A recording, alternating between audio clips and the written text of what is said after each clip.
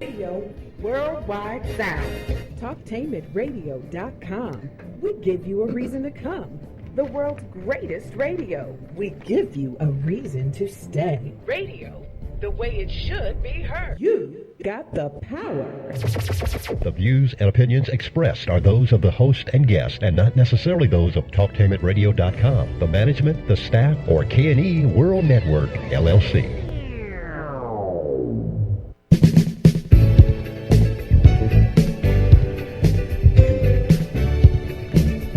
This is All in Our Family. I'm S. Yolanda Robinson.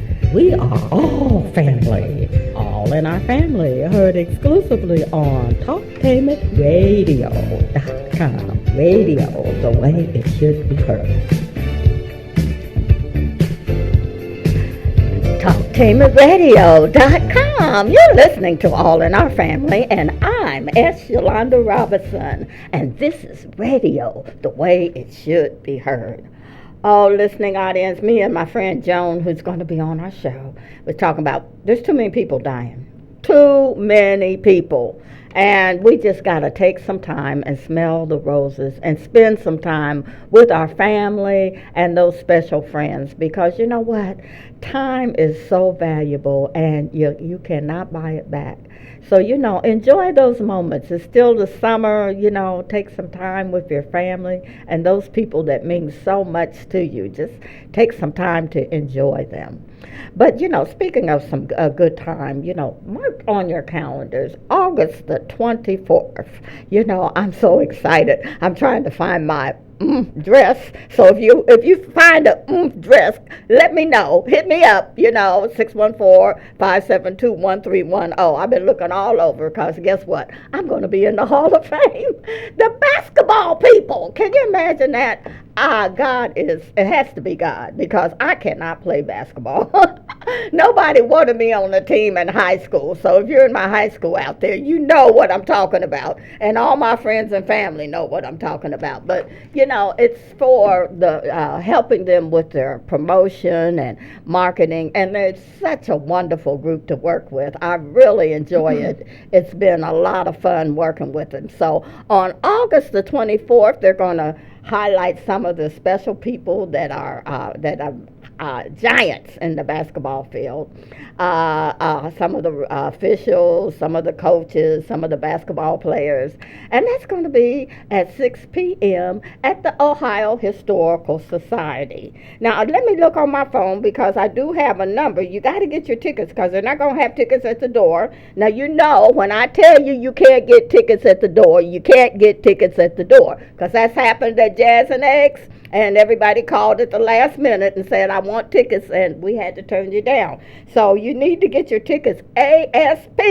And it's for more information, call 850-528-3422 or 614-519-7640. That is August the 24th at 6 p.m. at the Ohio Historical Connection. But guess what we're going to talk about today? Nosy people. Nosy people and snitches. Are they good or bad? And you know what? I got my good friend Joan on in the studio, and we're going to talk about nosy people. Joan, how are you today? I'm great. How are you, Yolanda? Her name is Robinson, too. She's from South Carolina, and my folks are from Virginia, but we might have been a hookup somewhere there. But Joan, what is a nosy person? I mean, and are they good or bad for the neighborhood? What is a nosy person? I think people for the neighborhood who are nosy are very, very good for the neighborhood, because they're observing what is going on in the neighborhood, good and bad. So I think being nosy is a very good thing for the neighborhood. But Joan, they all in your business. When you come home, they know when you come home. They know who comes to the house, and they on it 24/7. Them nosy people. And you think they're good for your neighborhood? I really do. In spite of the fact, some people, especially as long as they don't go about causing trouble in terms of going into your personal life, but to have someone who's observant of when you come home and when you leave, that is good, because if they see any unusual activity over there in your house or in the community, they will notice, and very frequently that could be a good thing, because something has changed in your life, maybe for the worse, and you might need help. Yes. So I think that's a good thing. Yeah, I remember getting robbed. I mean, they took everything from my house, and nobody saw it. I couldn't believe it. I said, they took all, and even my dog Fluffy let the robbers in. And the robbers came in, they sat down and ate and left dirty dishes in my house. They took all my coats and some furniture, and I cannot believe that nobody saw anything. When we asked, the police asked, I asked, and that nobody saw anything. Well, again, I think that the nosy neighbors knew it, but they may have been afraid to talk. And my mother used to say, and Grandma said that a neighbor nearby is better than a friend nearby is better than a brother far away, a brother or a sister. So so I think it's a good thing. Now, I'm sure you had a good relationship with your neighbors. But some of them I didn't. Now, there was a couple of them I didn't want to have a relationship with because of some of the activity that was going on over there. But, maybe I needed to get to know more people. I agree. I think the more people we know on a positive level in the neighborhood, the better it is for us, because, of course, a lot of those nosy neighbors knew what was going on, but they were afraid because they may have been threatened or something. But sometimes, always in the neighborhood, there's one or two people who will stand up to the bullies. Yeah. And that's why it's very necessary to have nosy neighbors. Yeah, you're right, Joan. There's times when I can remember in that specific neighborhood, they let the bullies take over. Yes. And you saw a nice neighborhood go down. Yes. I mean, they started throwing trash all over the place. I mean, they started writing profanity on people's houses, and nobody saw that, of course. Yes. And then it just got worse and worse and worse. And finally, they all came together and said, I think it may have been too late, but yes. But they finally came together, the other neighbors, and said, well, maybe we better be nosy, Absolutely. And see, if they were nosy right from the beginning, that and stood up to them, that would not have happened. It would not have been a decline in the neighborhood, because once they come in, you need to be standing out there and letting them know this is not the place. Well, I tell you where I'm at now. They when I first moved in, the association came over. I'm telling you, my neighbors came over. They introduced themselves, and I remember the man that lived across the street from me. He said, "When you're not watching, I'm watching." That's the way it should be. That's the way it should be. And it was a good thing, Joan. You know what happened? My nephew came to stay with me, and he couldn't find his keys. And he went through a window in my house, and the neighbors called the police. My nephew was mad because he called the police, but I was really happy because I was glad to know. I was happy to know that somebody was looking out for me. That's right. I think that was a very positive move on the part of your neighbor, because he did not know who your nephew was. No, he didn't. And going in through your window, going in through your window it could have been a burglar. Yeah. So I think that is one aspect of being a nosy neighbor, where he was looking out for you.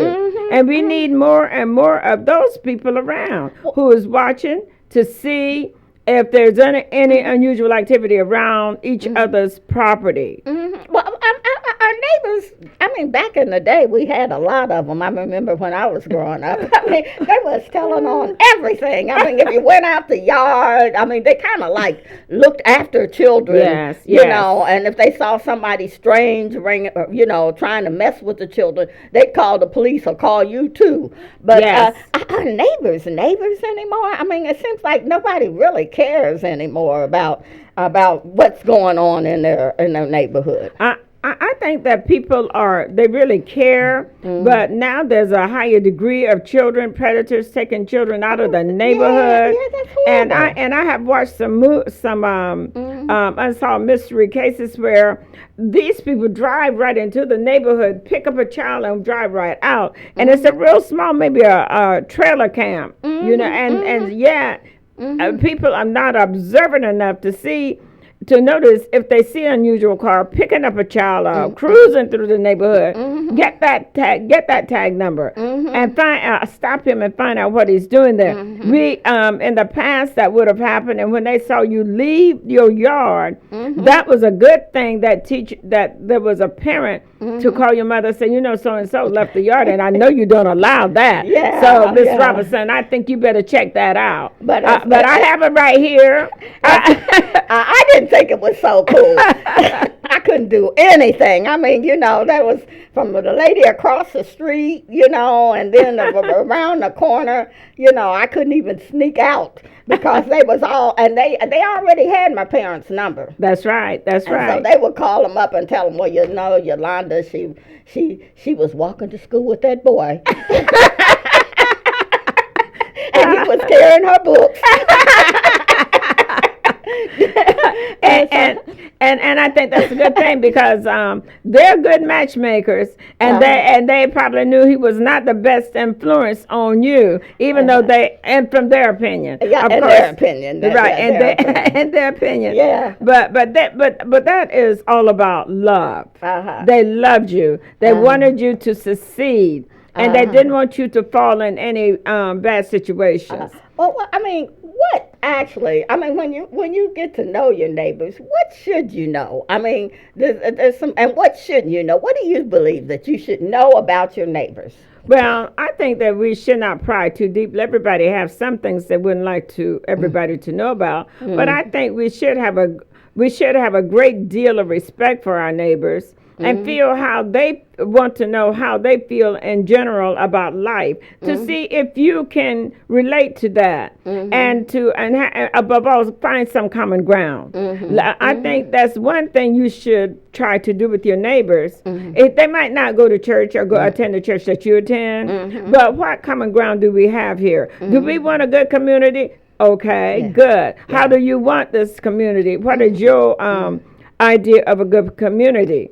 Okay, that could be your common ground. And if you're a good cake maker and your neighbor likes pound cake, when you cook a pound cake, let's cook one for the neighbor, because this is creating an atmosphere of comfort for you and you and them, and so that you will feel more like a family instead of separate entities in this community. And I think that family aspect is something that we should embrace more now. Yes. I remember, back in the day when we were coming up, if something was wrong, if something occurred, if a neighbor was sick, or if there was death in the family, the whole neighborhood would take up a collection. Yes. They would bring over food. They would give flowers and stuff. I remember one time, my mother made me take her to this funeral, and to the funeral home, and my mother took up a collection, and we went to the funeral home, and I looked at the body, and I said, that doesn't look like him. I said, Mom, this doesn't look like the neighbor. Mom said, well, he was sick, And so my mother had taken up a collection in the community for my neighbor that she thought had passed, and found out we gave the collection to the wrong person. Oh my goodness! I was sitting in there in the funeral home. We're sitting at the funeral home, and my mother was saying, "You go up and get that money back so we can get it." I said, "Me? You made the mistake." They made the mistake, but we decided that we better just leave the money there and pay the neighbors back. But I kept saying, this guy doesn't look like him. And it wasn't him. He was all right. He was still in the hospital. Some kind of way they got the message wrong. But the intent was really good. My dad said, yeah, that's what you get for hanging around your mama. But you saved your mother because she would have probably been still thinking until the man came home from the hospital. Everybody would have thought that we had saw a ghost or something because we had thought that he had been deceased. But that was good. Do you have to be wealthy? I mean, a lot of people think that you have to be wealthy to have a good neighborhood. I mean, I just looked online and I said, isn't this something? It seemed like when they put the neighborhoods in Ohio that were the best neighborhoods in the community, it was all the people that had money. I mean, you looked at, it was Upper Arlington. We know how much money they got out there. Yes. And Powell and Bexley. But, do you have to be wealthy to have a good neighborhood? No, I'm positive you don't have to be wealthy to have a good neighborhood because, like, I like driving through on the east side, in Bronzeville area, and there's some unique streets where the houses are so well maintained that have such beautiful flowers in their yard. And I'm sure some of these yards cannot be matched. Upper Arlington, Bexley, or any city does not have houses that yards have been maintained with such beautiful flowers. It has nothing to do with the neighborhood. It has to do with the people themselves, or the money in the neighborhood. Although we have a way of displaying on the neighborhoods that have more money, but I have seen a lot of streets that each house has been so well maintained that it did not have anything at all to do with money. It had to do with the mentality and the desire of the people who live in those homes. Yeah, but I remember back in the day, I had to when we lived on Gay Street. But I looked at Poindexter Village, which was low-income housing, and I used to just kind of like be in awe when I was growing up about the way they maintained the lawn. It was so beautiful, and then they didn't have any trash on the streets and things. Absolutely. It was just beautiful, and it doesn't seem like. It doesn't take a lot of money to pick up trash. No, it doesn't. Yeah, it doesn't take a lot of money to cut your grass. No, it doesn't. Well, I lived in Dublin, and I'll tell you something. The kids in Dublin threw paper out. Yeah. There was one across the street from me. But somebody picked it up, though. Somebody picked it up, but across the street, there was a little ditch where my mailbox was, and I had to take a garbage bag and go over that at least every 2 months and pick up the trash. It wasn't that noticeable, but it was there. So the throwing out trash is not unique to children in black neighborhoods. They do it in every neighborhood. I can assure you there were bear cans thrown into my ditch. And they would come by and pick up the trash that they saw, but that ditch that bordered my property, I went out there and picked that up myself. And do not be deceived. People are people. And children are children. Yeah, so it doesn't make any difference. But about money. No. But it seems, I know that's true because, when it was in Poindexter Village back in the day, it was a mindset, and then, I noticed that there's a mindset even, like Bexley is right in between Columbus. And, people say, well, you're in Bexley now. I mean, it's just right across the street. But even when I was speeding in Bexley, okay, and the policeman stopped me. And he said, don't you know where you're driving? I mean, you're driving in Bexley. So that meant, you don't speed in Bexley. But I never heard a policeman that right across the street in our city, Columbus, say, you're driving in Columbus. The mindset of the people, and I was looking at maybe a place like German Village, and when people, that community comes together when there's a robbery. You know, they don't sit back and say, "Hey, you know, I'm not snitching." They all snitch. Right. You're not gonna go in that community and rob and think that you're gonna get by with it, because everybody. I saw a meeting. I said, "Oh my gosh, there was about 200 people there because they were having robberies there." They said, "It's not gonna happen here." That's you right. know? So that was kind of like a mindset. And okay, go. Yeah, I agree with you. We could do the same thing. We could set such high standards that if somebody from Bexley came into our neighborhood, we could say, "Look, you're not coming in here doing," and I have had the occasion to approach a person from Bexley doing some things that they shouldn't have been doing in our neighborhood. And I went to him and I told him, I said, "Look, I know you're from Bexley, but don't think you're coming here and do the things that you shouldn't do in your own neighborhood." You come over in our neighborhood. That's right. and do anything that's not proper behavior. And he said, "Oh, Miss Robinson," and then he got in a car and he went to another house, and it happened to belong to me also. I got right behind him and I followed him, and I said, "Now you coming over here to do it? No, you're not going to do it here." And anything that you should not engage with my tenants. No, you can't do that. And I have had that confrontation, and we, because the press tried to give us a bad reputation in terms of activity, we don't have to buy into it, and we can talk the same talk to them that they talk to us. It isn't about money, it's about the character, your inside. How do you feel? That's why Martin Luther King. It's not the color of your skin, it's the content of your character. That is so true, and it can happen right where you're at. Yes, absolutely. I remember this neighborhood that I was in, and it was going down where I was staying, and I was a single mom, and I started putting some flowers out. Yes. And guess what? I mean, I just did it. Because I love flowers. And so I just started putting the flowers out. And the next thing you know, I guess the whole row of people started doing flowers and stuff. I think sometimes we get stuck and start.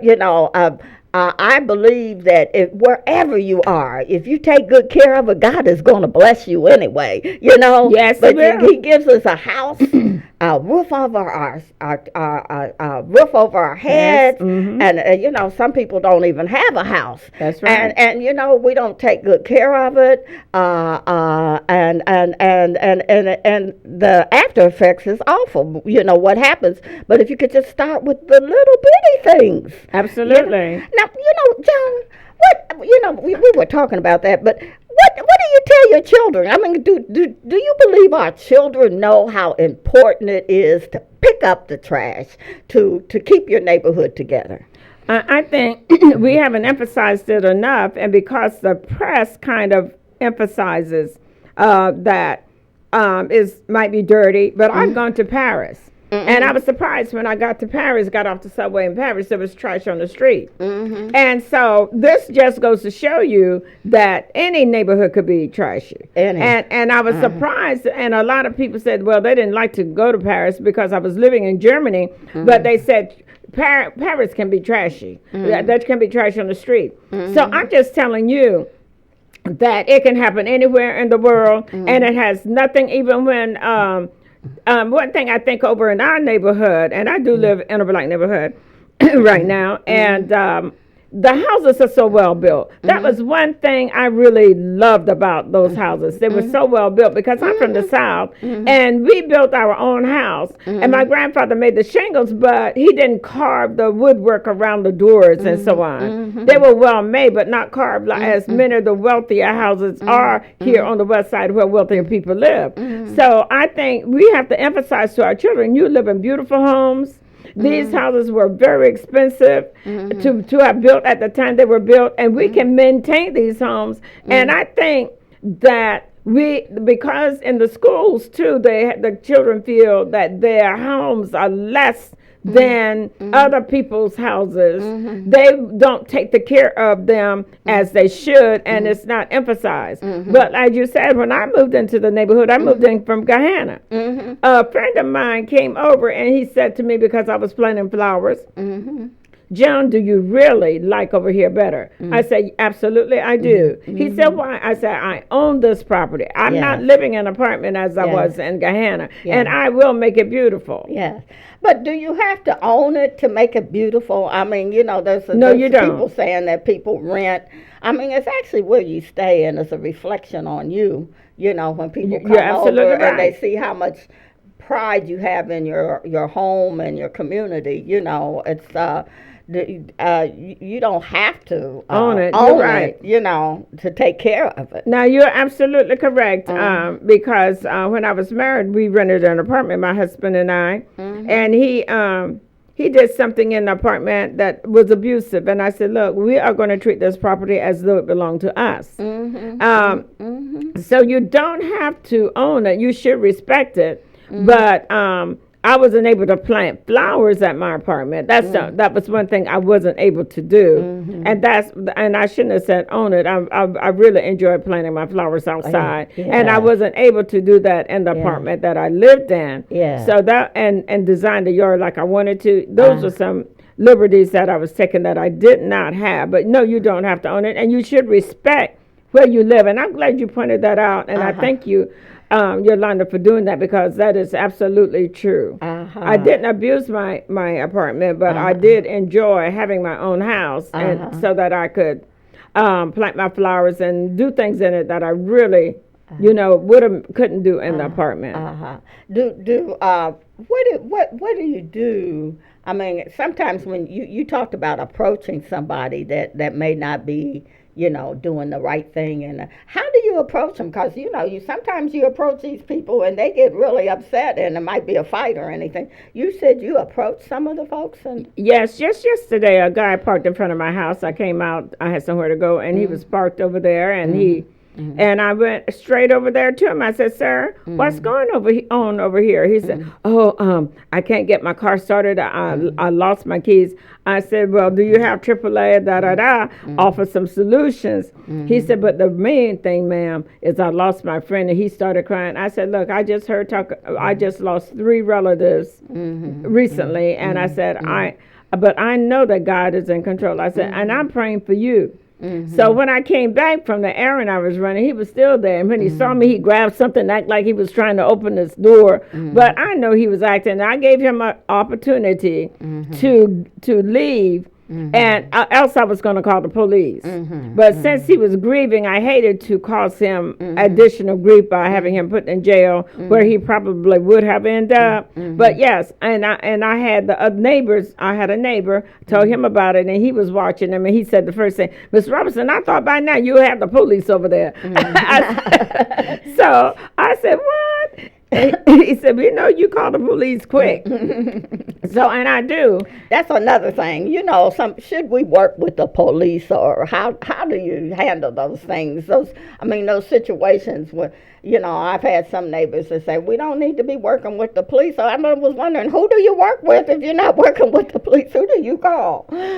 Well, I think sometimes, I know I have had an occasion years ago that I knew some illegal activity was going on, and I called the police, and the police came, and I gave him the address where it was going on. This man had a gun, and he was threatening people, and the police came to my house in front of the guy who had the gun. Oh, wow. And asked me, where did you say this activity was going? Well, that put me in jeopardy. Yes. So it seems like sometimes when you are depending on the police for help, they are working against you, it seems like. I had a different situation, because we had Officer Townsend, and he was extremely good working with us in the neighborhood to resolve some problems. So it really depends on the rapport that you have with your local police officers. But you know what?